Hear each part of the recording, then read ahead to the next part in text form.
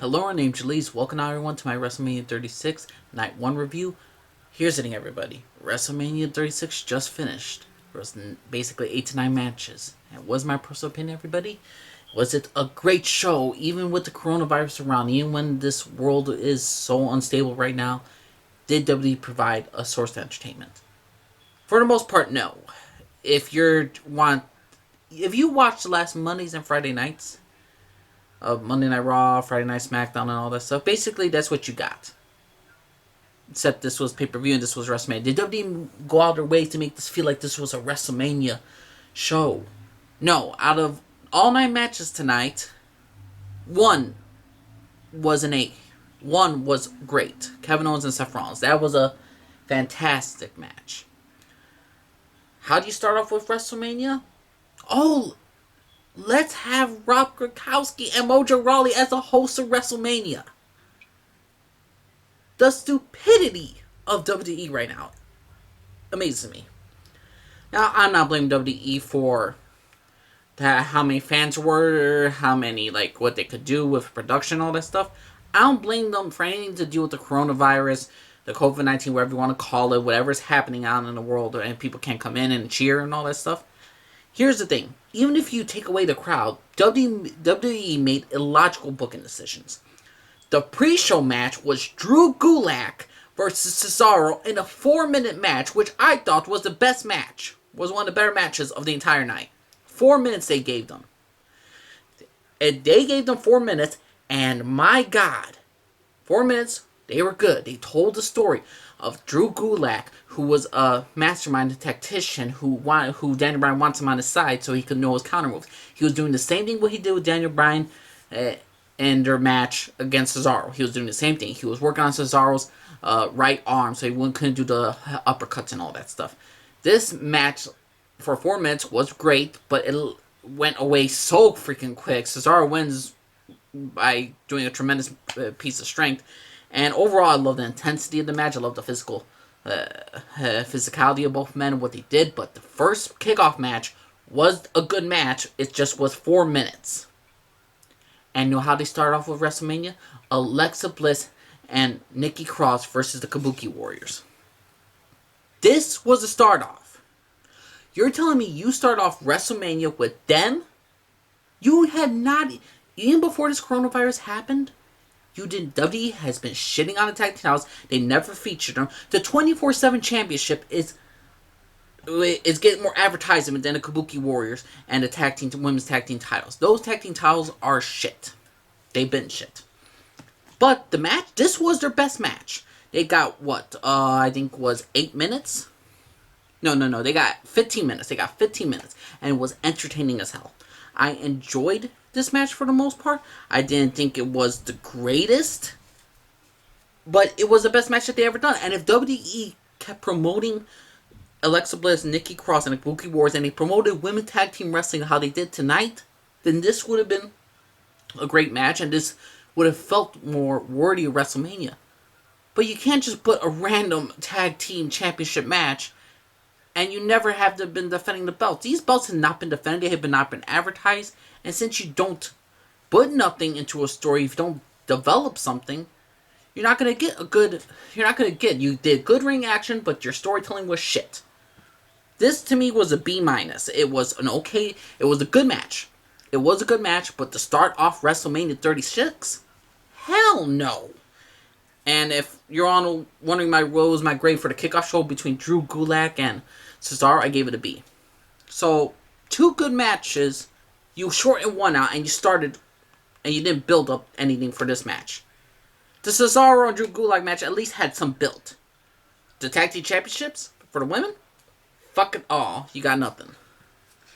And what was the third match of WrestleMania? Elias versus King Corbin. Yes, I'm saying that right. Elias versus King Corbin is on WrestleMania. A 9-minute match.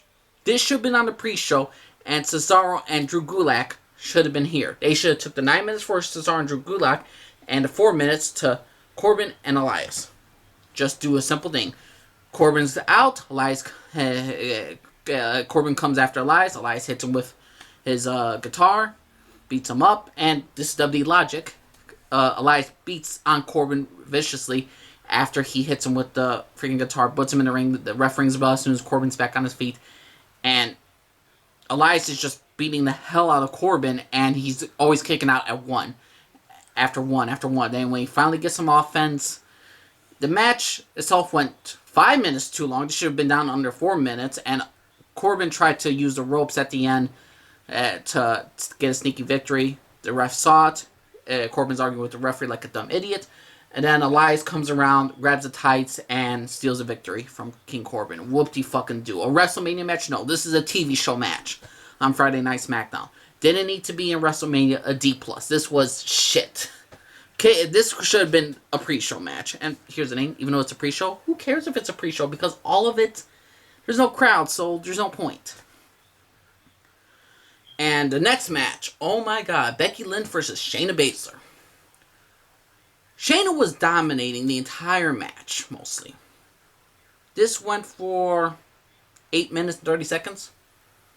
That's I got from the Wikipedia page. 8 minutes and 30 seconds. And what the hell?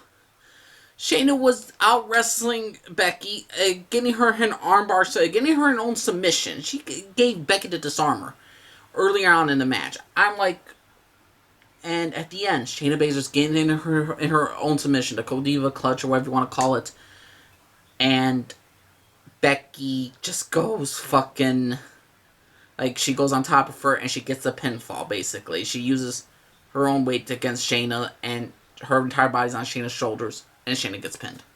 Becky gets the win. Becky and Charlotte are becoming the most distasteful women right now. Not because of the wrestling ability, because WWE oversaturates them. The wrestling ability what makes them great. We love them as characters. But the thing is, though, when you overly hype them and you don't build new stars, this is the same shit that would happen when Asuka was undefeated and Charlotte had to beat her. For what reason, I don't know. You couldn't build a new star.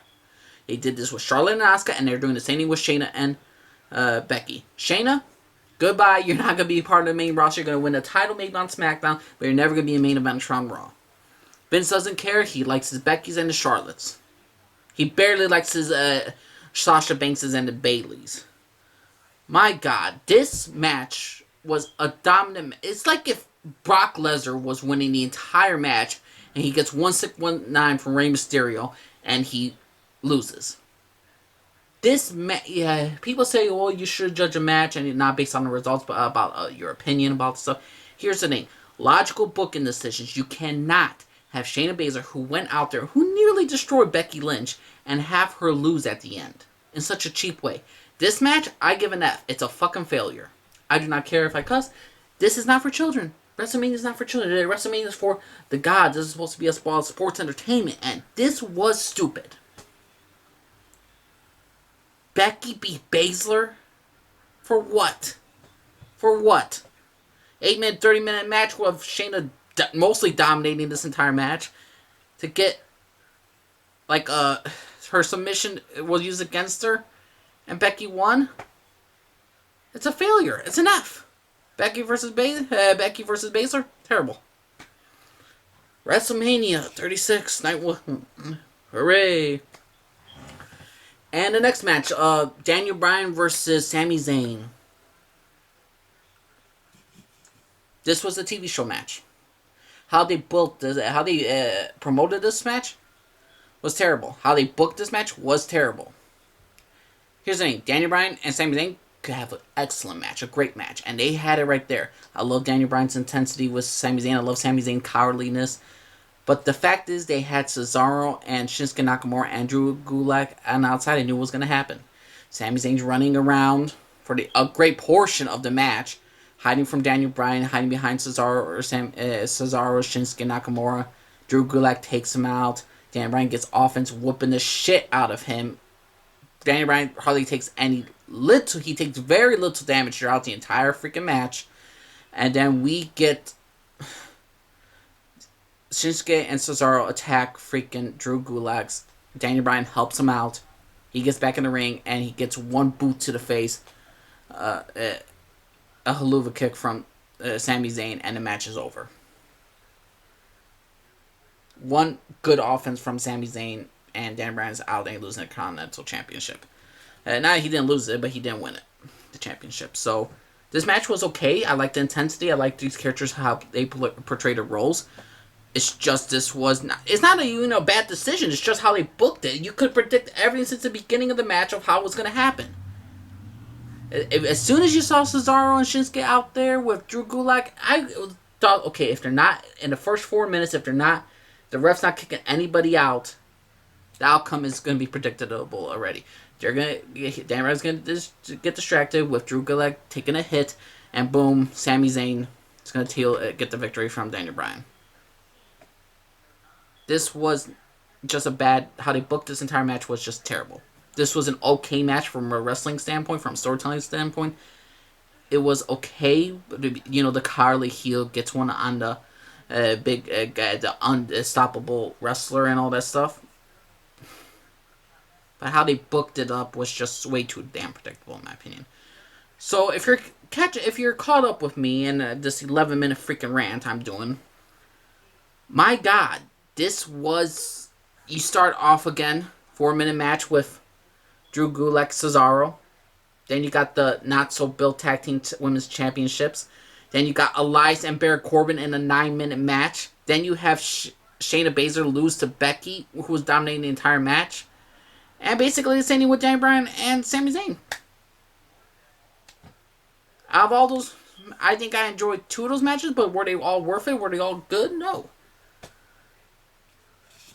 Next match, Jimmy versus Kofi versus freaking John Morrison. Ladder match. This match was actually pretty good. There were some mistakes I did not like, with some things you can't control. Like The Miz getting sick, and then you're just, okay, you're going to take The Miz out. You're going to have each one of these wrestlers just fight against each other. For the most part, this entire match showed the great athleticism of John Morrison, rocking on ropes, Kofi doing the same thing, their athleticism, and Jimmy or Jay Uso, I'm not sure which one it was, and how all 3 of them have great chemistry with each other. And the last part of this entire ladder match was the most unique way. You know how you have the rope that hangs the titles and all that stuff? You have that little thing that hooks it. Jay takes off the hook, and all 3 are struggling at the end with the ladder, with the tiles, and they're all struggling with it, but they push off John Morrison at the end, Kofi and Jay, on 2 separate ladders, and they push him off, and he lands on the ladder, John Morrison. Things though, John Morrison wasn't handling the hook. He was holding the titles, and he escaped with the tiles going off the ladder and landing on the ladder. So a unique way to end it, and that was clever. I give it a solid B. Some entertaining spots, some great, amazing action. Just a little bit too much, hey, I'm just going to stand here, and this guy's just going to jump on me.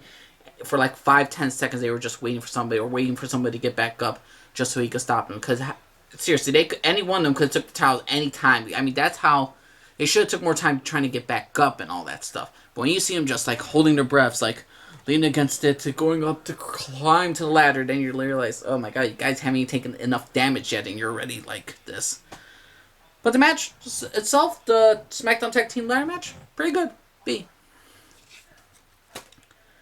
Next up, Seth Rollins versus Kevin Owens. Seth Rollins versus Kevin Owens. What can I say about this match? This was a WrestleMania match. I love the intensity of both wrestlers. I love Seth Rollins with the whole white outfit, claiming himself to be like a messiah. I'm like a god in the wrestling ring at WrestleMania. He has the Monday Night Messiah written in black on his white entire outfit, and I thought it was pretty dang great, this match. This match was easily the best match of the entire night. It was an A+ match. It was a WrestleMania match. I love how Kevin Owens was just constantly just whooping Seth Rollins. He was going to do a powerbomb off the apron. Seth reverses it. Kevin Owens lands on his back. Then Seth does a Falcon Arrow off the apron, wounds him. He's mocking him. He's like, I thought you wanted this. Kevin, I thought you wanted this. I'm disappointed in you. You're making this too easy, Kevin. I love those little moments that what Seth Rollins was doing with Kevin Owens. And when Kevin Owens got back up, and when he was getting a comeback after senton off the top rope and all that stuff, landing on Seth Rollins. I love what Kevin Owens was doing. I love how his intensity with Seth. And then he says, come on, Messiah, you want this, you want that. I love the intensity they brought out to each other. And this is when you have no audience, it makes the match more intense. and I'm looking forward to the Edge and Randy Orton one because I feel like the Edge and Randy Orton one's going to do the same thing that Seth Rollins and Kevin Owens just did. It's going to leave that intensity, and this match was doing great. And then I thought we were going to get screwed over. Kevin Owens hit him with a freaking no, Seth Rollins hit Kevin Owens with the ring bell, got DQ. Kevin Owens begs or like questions like, if you're really half the man you say you are, you'll come back in this ring. Seth's like, you don't want this, Kevin. Then they make a no disqualification. They enter. Seth is just beating him, and he's constantly saying to ref, I could do whatever I want, right? I could do whatever I want. And he's just slimy, sneaky, and like I love it. And what they were doing with his entire character, he was hitting Kevin Owens with the steel, not steel table, not steel. He used the steel chairs. He used the steel steps on Kevin Owens. Kevin Owens returns a favor with a ring bell to Seth Rollins' head.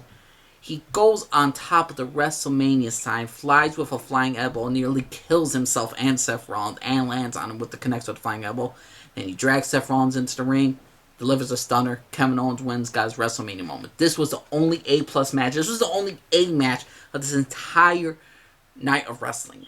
This match was awesome. This was a WrestleMania match. This was a great match. A fantastic. One of the best matches I've seen in a while from WWE. That's not including NXT. Next up was, what was this? What is this shit? Oh, Goldberg versus Braun Strowman. Oh my god. I don't care if Roman Reigns left. Here's the thing. I never wanted Goldberg as champion. The fact that they put Goldberg as champion is atrocious to Bray Wyatt. If Bray Wyatt does not win tomorrow, his match at WrestleMania, if I was Bray, if I was the actual guy who portrays Bray Wyatt, as soon as my contract's over, I'm fucking leaving. They gave the title to Braun Strowman in a 2-minute match. Braun Strowman kicks out of 4 spears, let alone if he took one more, then he would have died. Because the Fiend took 5. Thank God they didn't make that mistake of, you know how when Goldberg beat the Fiend and he got him 5 spears and pinned the champion? Goldberg just needed one more spear and then he could have beat Braun. Braun Strowman wins with this entire. What do you expect from this match? They stare down at each other. Spear. Braun's power slam, power slam. He becomes champion, looking dominant as ever, even though he was never a dominant champion. You lost the Intercontinental Championship to Sami Zayn before WrestleMania, and he's given a Universal Championship. Bray Wyatt, who rebuilt himself as a character, who was the dominant man in SmackDown for the Universal Championship, who beat Seth Rollins and Daniel Bryan, who was supposed to beat Goldberg in Saudi Arabia, which he did not. You're telling me we couldn't have Bray Wyatt versus Goldberg versus John Cena? You could tell me you couldn't have fixed that in a week or two? Tell me you couldn't develop that stuff? Braun Strowman is the Universal Champion after you lost the Intercontinental Championship to Sami Zayn. Fuck WWE. This is a failure of a match. I give it an F. I never cared for this match. I never cared for each one of these wrestlers. I would care for Braun Strowman if they build him up, if they made him actually a good superstar, but they haven't. So, fuck this business. Fuck WWE for this match. Fuck Goldberg. Fuck Braun Strowman. Fuck this match. What do you want me to say? This was a good match? This was a good outcome? This match should never have taken place. This match should never existed. So, yeah, fuck it. Goldberg versus Braun Strowman and F. Don't care. And the last match, Undertaker versus AJ Styles. That was an okay match. This is WWE over-promoting, oversaturating. You know, AJ Styles comes out with his theme song, I don't want none. They're in a graveyard. This, what is it called? What is it? What was this match even called? It was a buried alive match, essentially. It was a graveyard match. I'm not sure what it was called again. It was just basically them in the graveyard. He's going to bury Undertaker alive and all that stuff. The match ended with Undertaker burying AJ Styles alive. The match, for the most part, was okay. They used their environments. They used a shovel. They used a casket. They used a car. I mean, I like the taunt of AJ Styles and Undertaker just to get into each other. Like, did Michelle let you out tonight? AJ Styles said that, and I'm like, that's great shit. Like, I'm gonna bury you. You're no phenom. You're just an old man. Let me put you in your grave. Undertaker was like, "Oh, you gonna put me in my grave, boy? I'm gonna show you a grave, boy. Like, come on, get up, boy." It's like, "Oh, you're sorry? What are you sorry for?" I mean, that stuff is great. But then they put this corny operatic music when Gallows and Anderson attack him, and then they oversaturated with just like certain themes. Like you could just have the quiet. You could simple is better with WWE. WWE, if you're listening, simple is better. That's all you have to do. But why the hell did you have to put some of the like the theme song in the beginning when Undertaker's riding into his motorcycle? And what made it epic? If you just had a motorcycle sound just coming in. You don't need to have some crappy rock theme song. This could have been great, but they made it feel like a B- horror flick. You just need. Why don't we just have Michelle McCool having sex with the Undertaker or Mark Calloway? I mean, right then and there. You could have filmed a whole fucking movie with how bad this fucking acting was, how they were doing it, the tone that they were putting it with the crappy rock music at the beginning and the AJ Styles theme song. You could just have it AJ Styles just coming up, just coming simple into the freaking with the car around and all that shit. But no, you had to really oversaturate it. You really had to really promote a lot of this shit. You had to have this like Lord of the Rings operatic music again when Gallows and Anderson were beating him up, the Undertaker. And then, oh my god, the most stupidest moments when Undertaker's in the ground. He's AJ Styles gonna bury him alive. Then all of a sudden, this light comes out. Then Undertaker's right behind him, and then so the supernatural power of the Undertaker's still there. They should just kept it. He's an old man, human being, and he's gonna whoop your fucking ass. If anything, I would have Kane there to beat Gallows and Anderson up. I would have Aleister Black come around and do the Black Mass, but tomorrow they're having Aleister Black versus Bobby fucking Lashley for some odd reason. WWE, for what you have done, you failed. I don't care about the Corona stuff and all this stuff. You could have made a great show with just simple logic and booking decisions. You don't need to have an audience. But the fact is, you had no audience, and the fact that we're watching now just shows how terrible your product is getting each and every single time with your lazy booking decisions. So, WrestleMania 36 Night 1, it's a fucking failure to me. I will give it a C- only because of the... Right now it's a C- just because of some of the matches were not that bad. The ones I expect to be good were shit. The ones I expect to be bad were actually okay and kind of good. I enjoyed the freaking women's tag team title match more than Becky and Shayna Baszler. That's what I have to... If that's one takeaway from tonight, is that match I have more fun with than Shayna and Becky. Let me know what y'all think, Ron. My name's Elias, signing off for everybody. See you tomorrow, everybody. Can't wait for part 2. Bye.